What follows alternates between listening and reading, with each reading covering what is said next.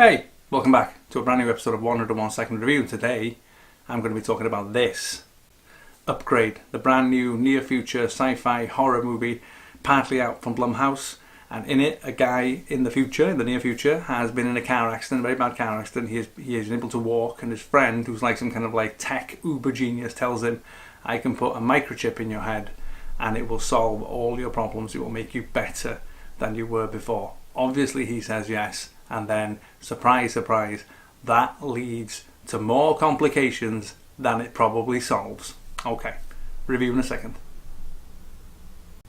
Okay, right, Upgrade. This is, of course, a movie partly funded out of Blumhouse and so forth. But this is one of those films, like you see with Jason, like Halloween is coming now in a few weeks. And that's got a 10 million budget to it, which is quite semi-high for anything he's involved in.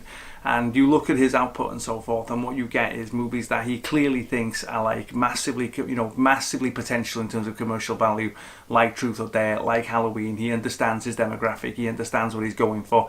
And then you get stuff like Upgrade and Creep, where they put like a few million in at most. Creep was even less than that. And it's almost like they're testing the waters to a certain extent. They're saying, I like this notion, I like this film, I like what it's trying to do, but I don't think it's got that reach, that it's not going to reach that demographic that he is brilliant at reaching, and that is that 15 to 21-year-old demographic who do tend to populate cinemas largely now and are looking for a certain kind of horror to go and see. For me, Upgrade, it works really, really well. It's one of those movies that has that 80s feel to it to a certain extent, even though it's not set in the 80s or anything.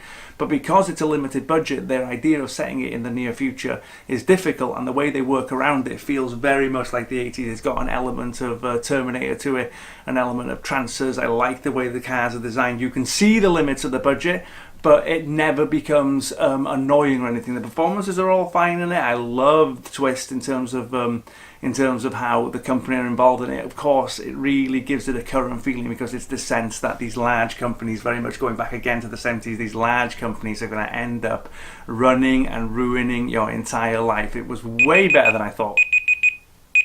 Okay, thanks for watching as always, and I'll be back soon with more reviews. Thank you.